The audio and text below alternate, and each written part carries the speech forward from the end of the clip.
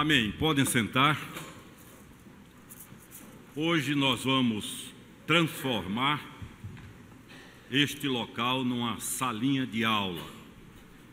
Vamos estudar um pouco a Bíblia, a Palavra de Deus, ver o que é que ela tem para a nossa vida. Eu tinha pedido a Jair para pregar hoje à noite, mas me deu uma saudade do púlpito tão grande que eu disse a ele: olhe, deixa eu pregar porque eu estou com muita saudade do púlpito. Depois de um mês fora, praticamente, a gente tem saudade desse lugar, né? Graças a Deus, tudo caminhando bem. Claro, cansado ainda de uma viagem longa, com temperaturas que chegaram a 49 graus centígrados nos desertos da Jordânia, mas realizado, feliz. Pela primeira vez na vida eu tive a oportunidade de subir às alturas do Monte Nebo, de onde Moisés viu toda a terra prometida. Um militar israelense havia me dito há muitos anos, lá em Jerusalém, que num dia de sol, um dia claro, do pico do Nebo dava para se ver até o Mediterrâneo. Isso significa ver toda a terra de Israel, que vai da margem ocidental do Jordão até o Mediterrâneo, e do norte fazendo fronteira com o Líbano e com a Síria até a fronteira com o Egito no sul. E nesse dia, agora o mês passado, aliás esse mês que eu com os irmãos subimos o Monte Nebo, quase que eu vi o Mediterrâneo. Precisei imaginar só um pouquinho, mas o tempo estava muito bom ali. Também ali a gente teve a oportunidade de conhecer o lugar realmente original no Jordão, onde o que a Bíblia chama uma passagem de Betáraba, que era onde João batizava. Ali havia irmãos armênios, irmãos russos, realizando batismos naquele local tão histórico. E também, eu que admiro muito a história de Ruth, pude conhecer as campinas de Moabe, onde ela nasceu, onde ela cresceu e onde um dia voltou para ser bênção na vida daquele povo. Então, graças a Deus por tudo isso.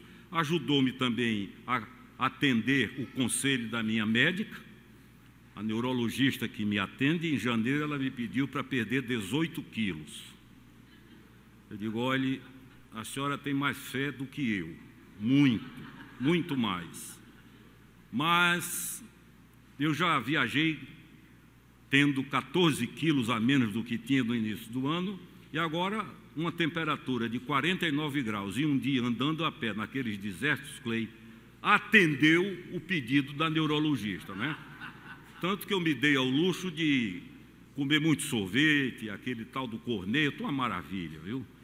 E chegamos bem, graças a Deus. Eu tenho refletido esses dias sobre um assunto que não é muito simpático, mas é realidade. Nem tudo que é realidade é simpático, mas é verdade. E nós precisamos trabalhar na nossa vida o que é agradável e o que não é, porque nem sempre o que é verdade é agradável à minha natureza humana. Eu quero hoje refletir com vocês sobre pecados que escravizam ou pecados escravizadores, já dizendo que esse estudo não é meu na íntegra, tem meus enxertos, e eu não vejo isso. Outro dia o doutor Genaro me disse: eu estou pregando teus sermões por todo o canto. Eu disse: não são meus, pregue à vontade, são do Senhor. Mas em respeito à autoria, para não caracterizar plágio, eu sempre procuro dizer. Então, pecado não é um assunto simpático, até porque a própria igreja tornou o assunto antipático. Infelizmente, a religiosidade, quando eu chamo de religiosidade, eu chamo da tentativa da vida cristã, da prática cristã, pelo gerenciamento do comportamento, que é verniz. Infelizmente, hoje, pecado tornou-se, para muitos líderes religiosos, instrumento de manipulação, de chantagem, de gerar culpa, porque quando você gera culpa, amedronta.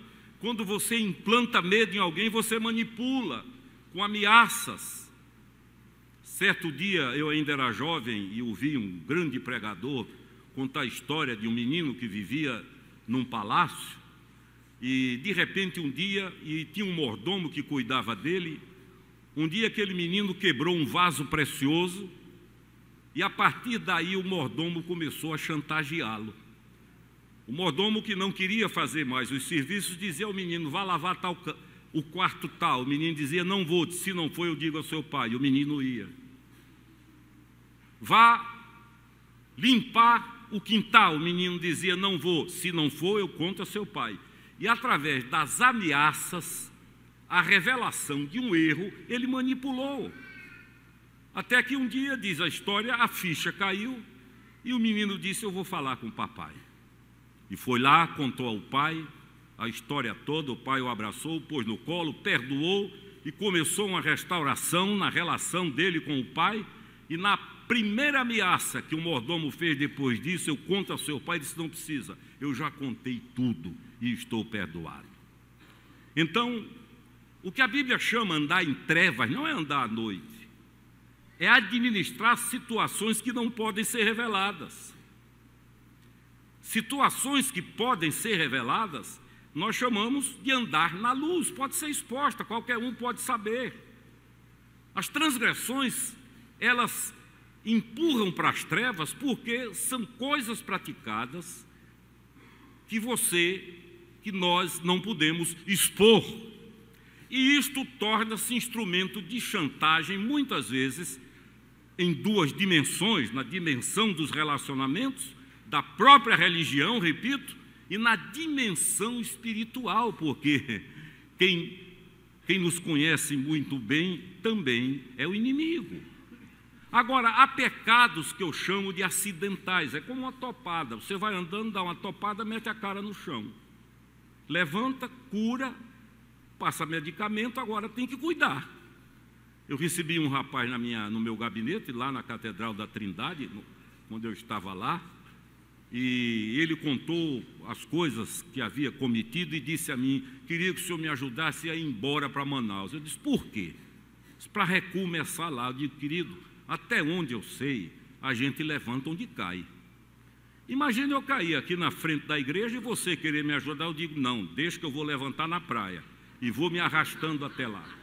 Não faz o menor sentido. A gente levanta onde cai. Então, os pecados que eu chamo de acidentais são aqueles que nós cometemos de forma acidental mesmo. Mas há os pecados que se transformam em estilo de vida, em modo de vida, como o caso da samaritana lá de João. Quando o Senhor diz a ela: vai e não peques mais, o Senhor não está dizendo que ela nunca mais vai pecar, porque Ele, mais do que ninguém, sabia que ela iria pecar. Agora, mude esse estilo de vida, porque ela já havia tido 5 maridos, estava com um que era um caso, um romance, e no ritmo que iria ter muitos. Então, ela precisava mudar um estilo de vida pecaminoso que é diferente de um acidente pecaminoso, de uma coisa que se faz e depois a consciência acorda. Isso pode acontecer em várias áreas da vida. Dinheiro, por exemplo, o indivíduo rouba uma vez, daqui a pouco se acostuma, não sabe. Há pessoas que são gênios para o mal. Se você der um emprego e disser vai ganhar honestamente, ela morre de fome. Por quê? Há um estilo de vida instalado. Há outras que são assim para mentir. Não conseguem viver sem mentir. Há outras que são assim para roubar. Há outras que são assim para adultério. E esse estilo de vida, quando se instala, é o que nós chamamos teologicamente de pecados escravizadores ou pecados que escravizam. O reverendo Caio, ele diz uma coisa interessante. Há muitos anos ele me disse isso quando trabalhávamos juntos. Quando um pecado se torna rotina, quando uma transgressão se torna rotina, ela dispensa a tentação. Ela instala-se no cérebro como um programa de computador. E vai acontecer que, mesmo sem tentação, você diariamente vai passar por uma necessidade de cometer aquela transgressão. O que é a tentação? O apóstolo Paulo ensina que na tentação a mente é embotada, essa palavra que está traduzida, mas no texto original é hipnoses. A tentação é um processo hipnótico. É uma voltinha hoje, outra amanhã, um pouco hoje, outra amanhã, até que acontece.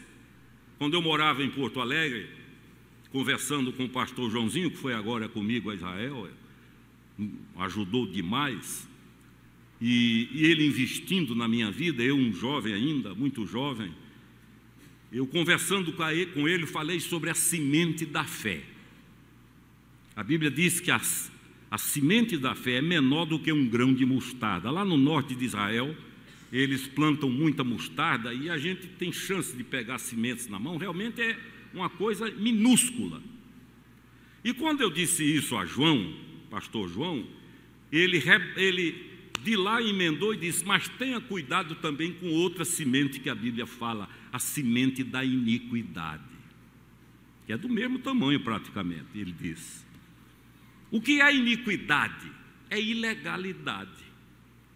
O iníquo é aquele que, por um estilo de vida, transgride a lei, os mandamentos. É como impiedade. O que é ser piedoso ou não? Viver em impiedade. É ilegalidade. É a mesma coisa, é a mesma palavra.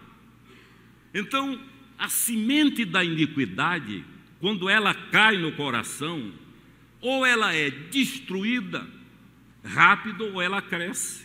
E quando ela começa a crescer, daí para frente é só chance, oportunidade, momento. Por isso ela precisa ser sufocada antes que comece o crescimento. Então, quando um pecado torna-se estilo de vida, ele torna-se um pecado escravizador.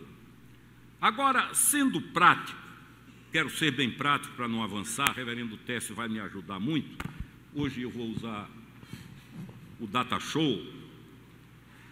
A primeira pergunta é, como reconhecer e identificar esse pecado? Como reconhecer?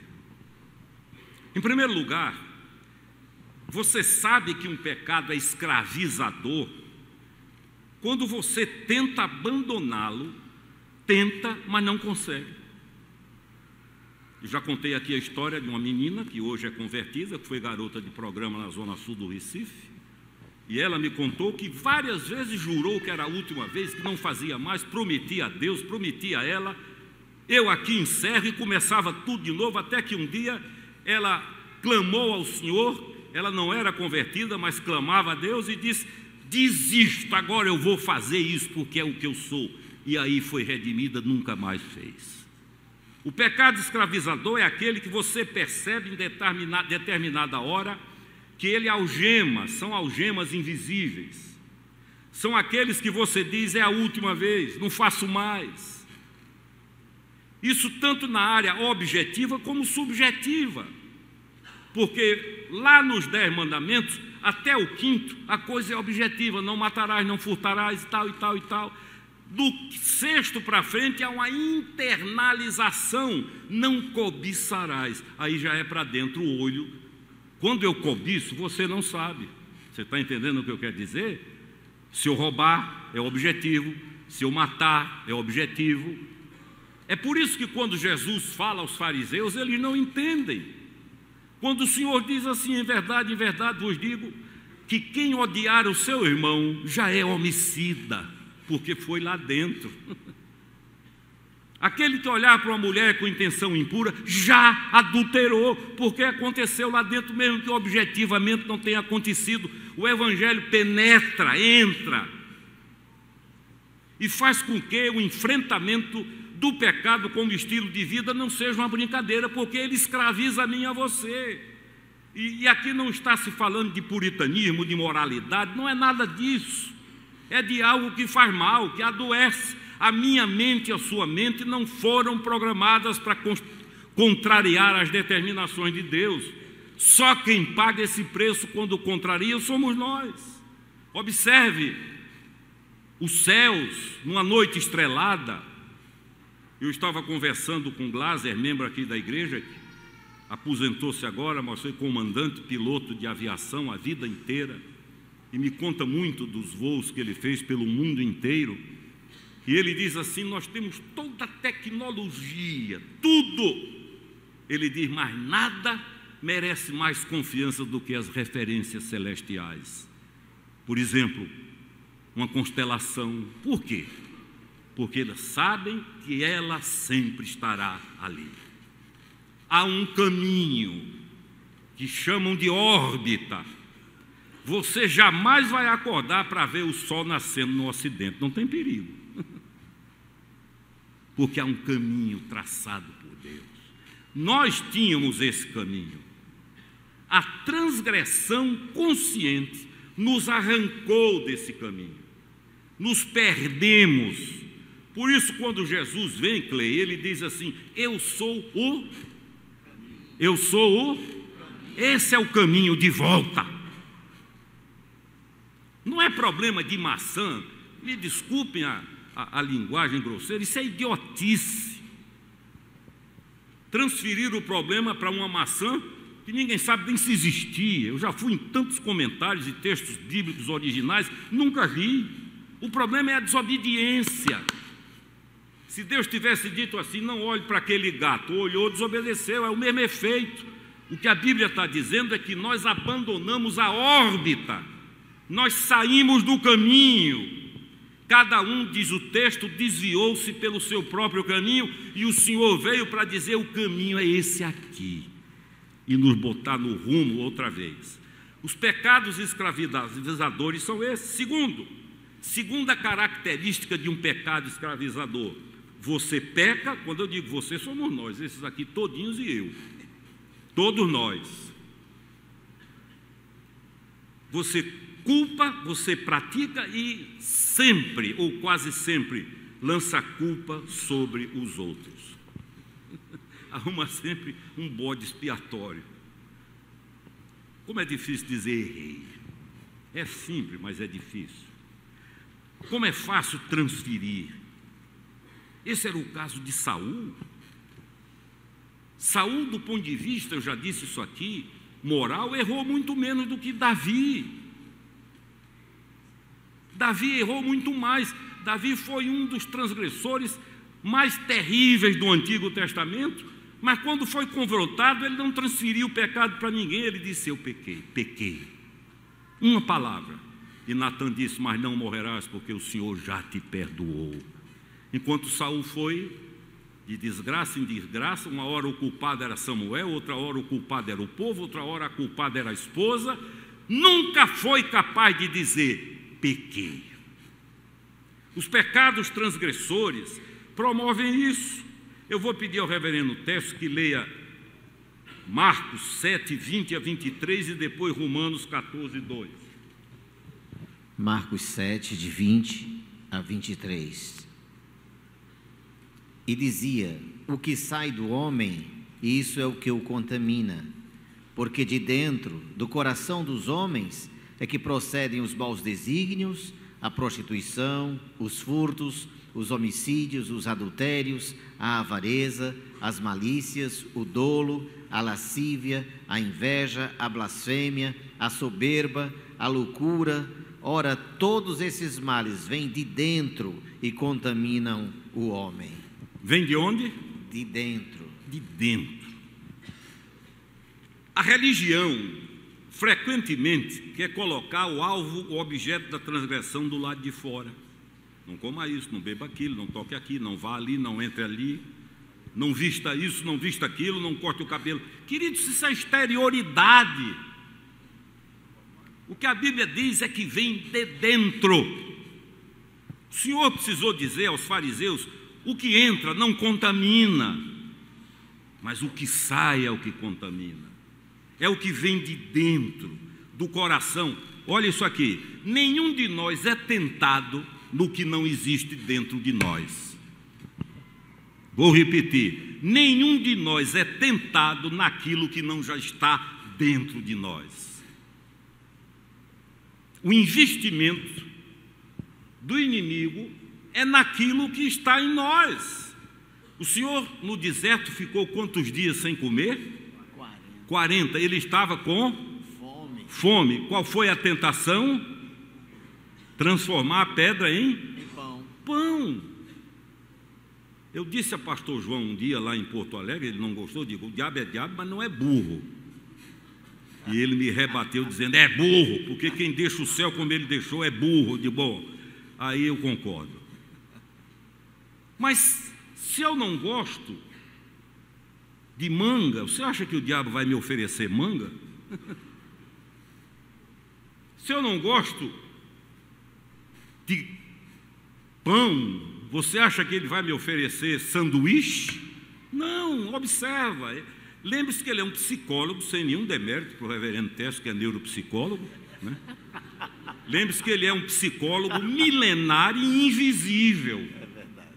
Como é que nós vamos enfrentá-lo? Um inimigo milenar, invisível, que conhece a mente humana mais do que qualquer ser humano na face da terra. Tanto que ele investe no alvo.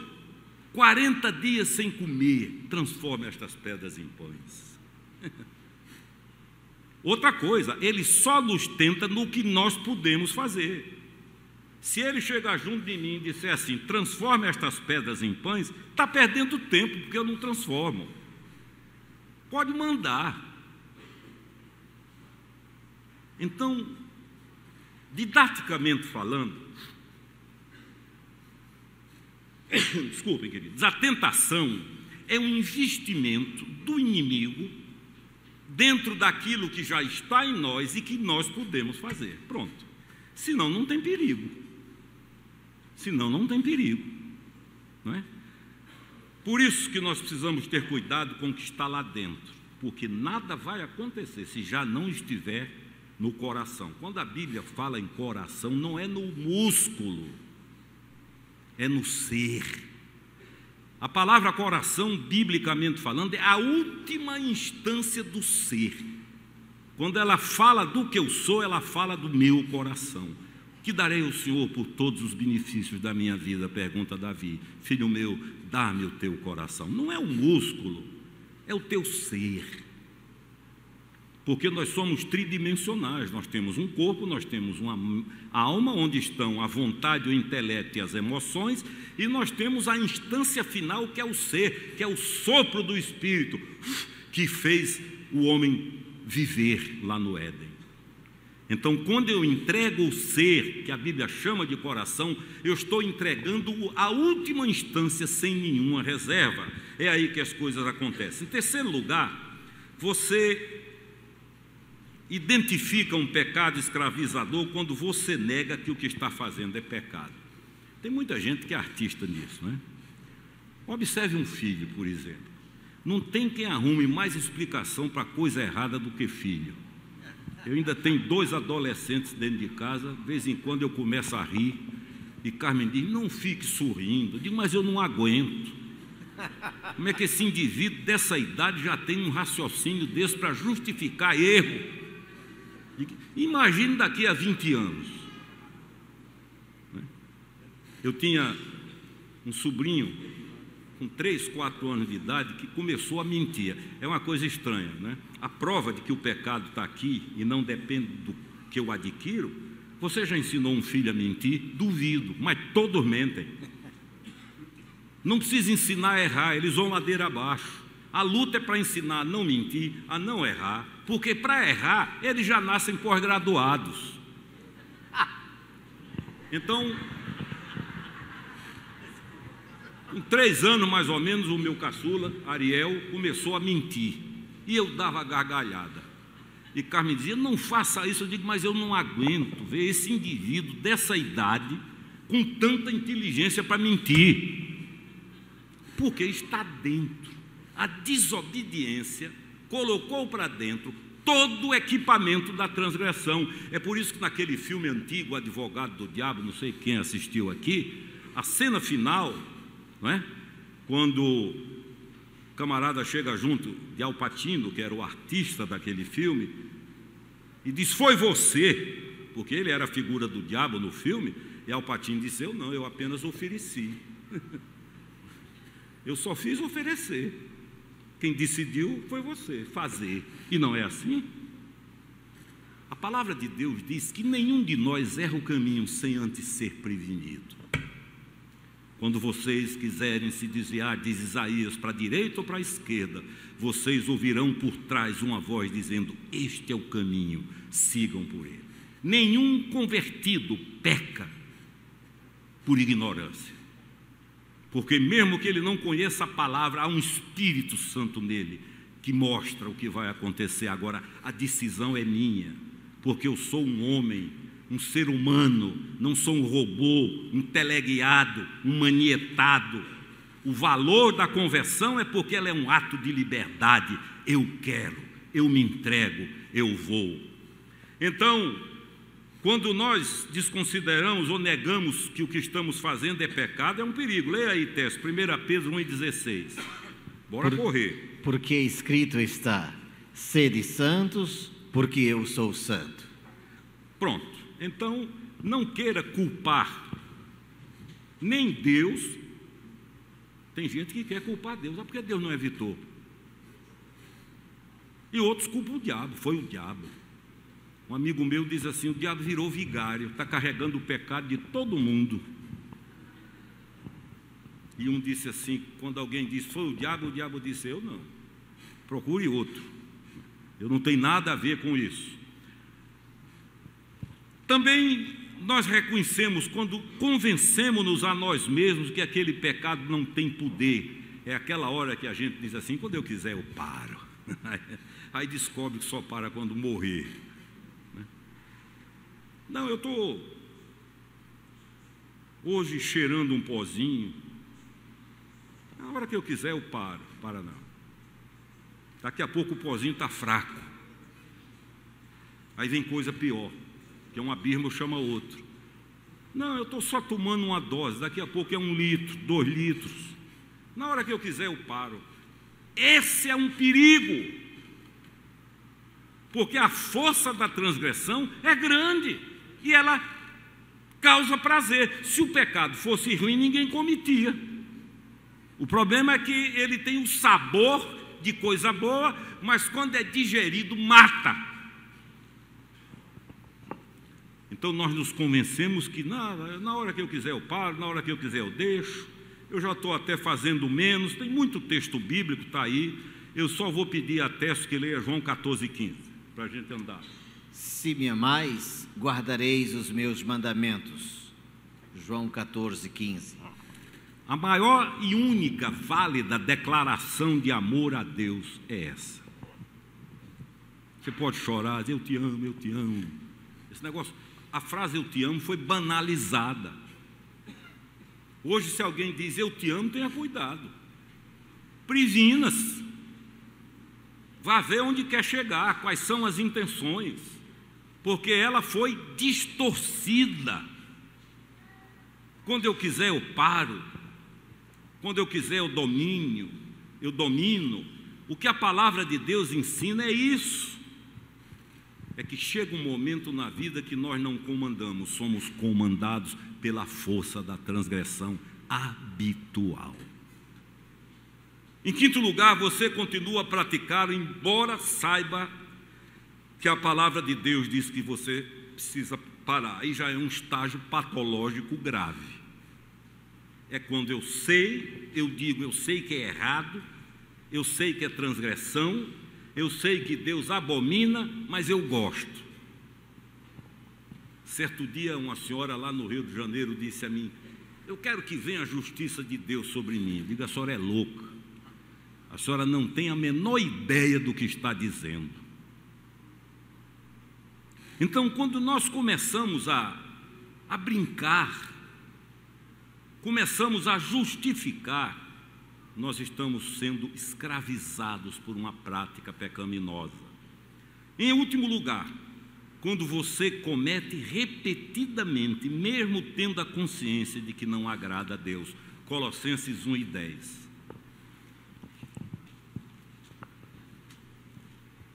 Colossenses 1:10.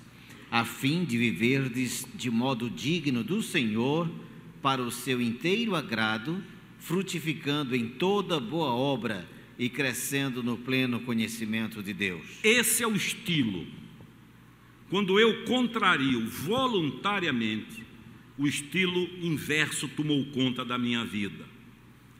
É quando eu digo, eu sei que é errado, já ouvi isso. Sei que Deus não aprova, mas quero. Sei que é transgressão. Agora, qual é o problema da transgressão? É ferir código religioso? Não é, queridos. Em primeiro lugar, adoece a alma, a psique. O hábito transgressor contraria a planta original de Deus para a mente. A minha mente foi criada para a obediência. Há uma rota, há um caminho, há um mapa. Quando eu peco, há uma espécie de vírus que começa a desprogramar. E quando isso torna-se estilo de vida, os sintomas aparecem. A pessoa vai ficando irritada sem saber por quê. Começa a entrar num estilo de mentira para justificar suas caminhadas. Daqui a pouco começa a ser acometida por insônias patológicas, a ter sonhos perturbadores, pesadelos constantes. A mente, ela começa a entrar num processo de desordem. A mente, que só quem cura é o perdão de Deus. Assim como há enfermidades psicológicas que são curadas quando eu perdoo alguém que me machucou, está aqui Técio, está o Vicente Filizola, que é psiquiatra. Vicente disse a mim, olha, eu sou psiquiatra há 30 anos. Ele me disse, se houvesse perdão consciente, 30% dos internados em clínicas psiquiátricas da cidade teriam alta. E me mostrou o mecanismo do perdão. Eu digo, como Deus é extraordinário. Então, é isso também a confissão. O que é a confissão?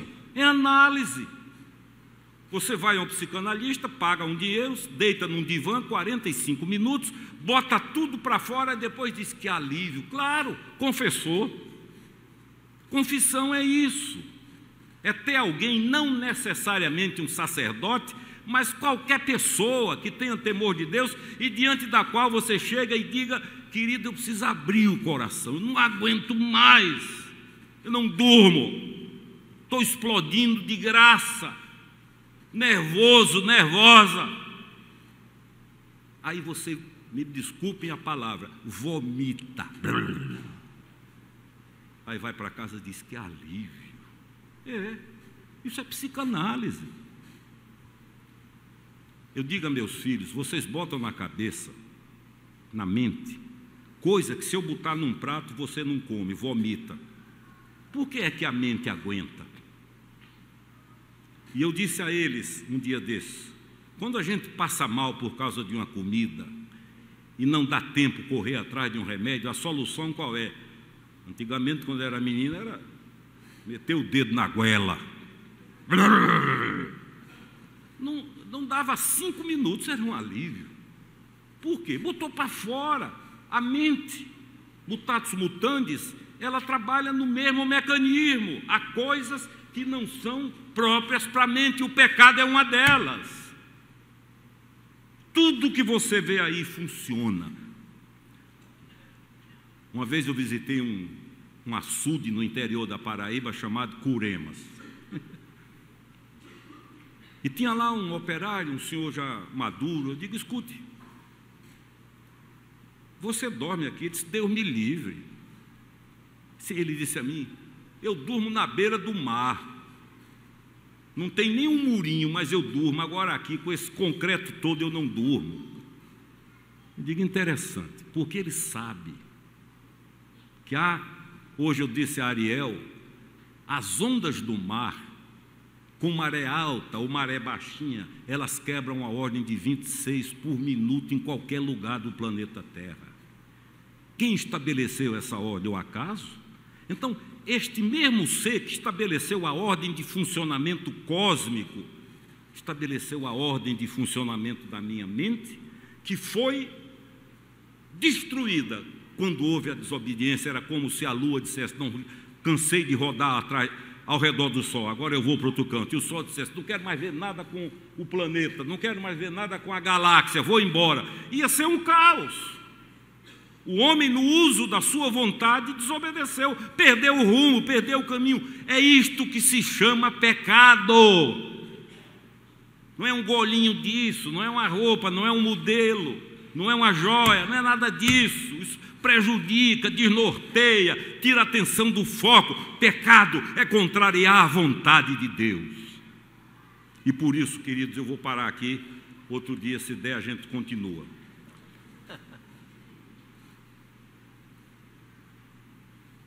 Porque nós não conseguiríamos nunca,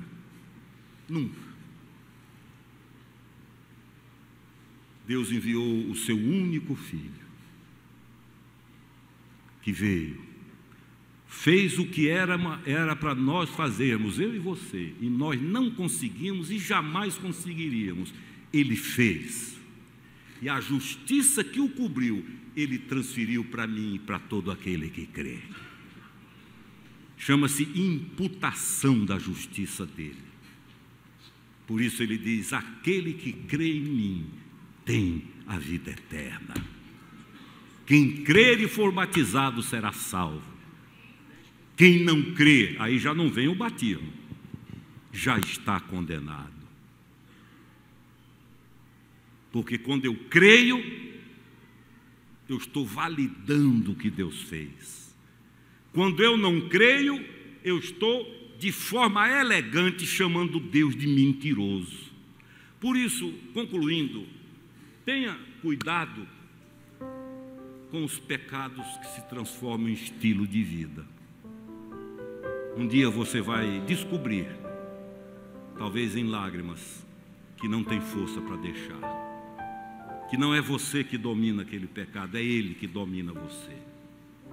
Que não é você que conduz, não é você que tem as rédeas, você passou a ser conduzido por rédeas.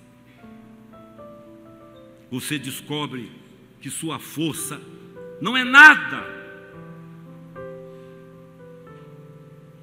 E começa um processo de adoecimento mental, que é o da alma. Isso pode se somatizar, vir para o corpo. E espiritual, que é o do ser, que é o último estágio. É quando você não é mais uma pessoa que peca, é o próprio pecado encarnado. Não brinque com isso. Não é religiosidade.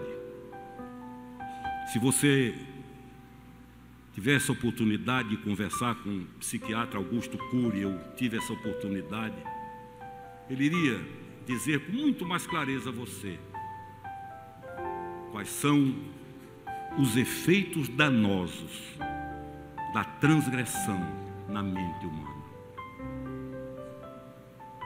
Interessante é que nós passamos a achar que é sadio quem faz o inverso.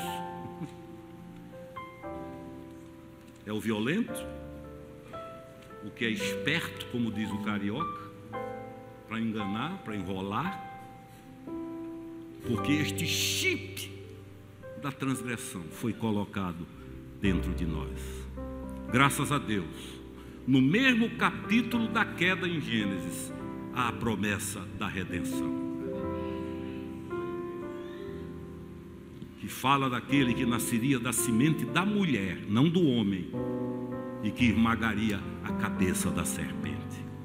Na conclusão desse estudo, talvez quarta, não sei, vocês vão ver que toda a astúcia e sabedoria e tática do inimigo, tudo isso está derrotado no nome do Senhor Jesus. A cabeça de Satanás foi esmagada naquela cruz, foi pisado, Ali está a cura para a nossa vida. E é na obediência que nós vamos sendo libertos, que os nós vão sendo desfeitos pela graça de Deus. Se por um lado eu não queria encerrar sem dizer isso, ele é astuto, malignamente inteligente, por outro, ele não vai ser derrotado, ele já foi derrotado. Como diz Carlos Alberto, reverendo Carlos Alberto, agora é protocolo, o script está definido, não há mais nenhuma chance de mudar. Por isso eu não preciso ter medo, por isso eu não preciso viver angustiado, por isso eu não preciso viver iludido de que vou pagar porque está pago e eu não poderia pagar. Por isso, ele disse, está consumado, está pago. O príncipe deste mundo, deste sistema, não é da natureza, é do sistema, da ordem de coisas, já foi julgado. E os 2 últimos capítulos da Bíblia falam disso. O primeiro, 21, 19 para frente, fala de quando ele será jogado no lago de fogo por toda a eternidade. Finish. E o 21 e o 22 falam do lugar onde nós vamos habitar por toda a eternidade. Ariovaldo Ramos diz assim: se há um lugar chamado terra, também há um lugar chamado céu. Deus nos abençoe.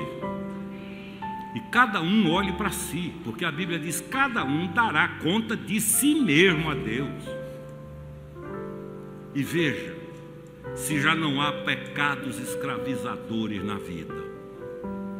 Pela via da psicanálise, da confissão, vem a libertação e a cura. E você vai passar diante daquilo que era pedra de tropeço, vai olhar e vai dizer: isso não significa mais nada para mim. Você morreu para mim.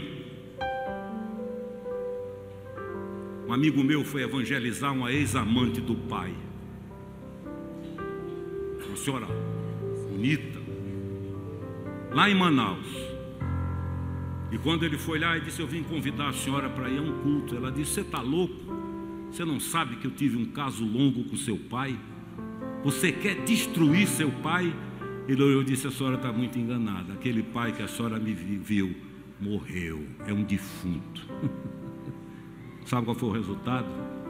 Foi ganha para Cristo, tornou-se membro da igreja e discípulo daquele que um dia fora seu amante, porque Jesus faz coisas que só Ele pode fazer. Que Deus nos abençoe. Amém.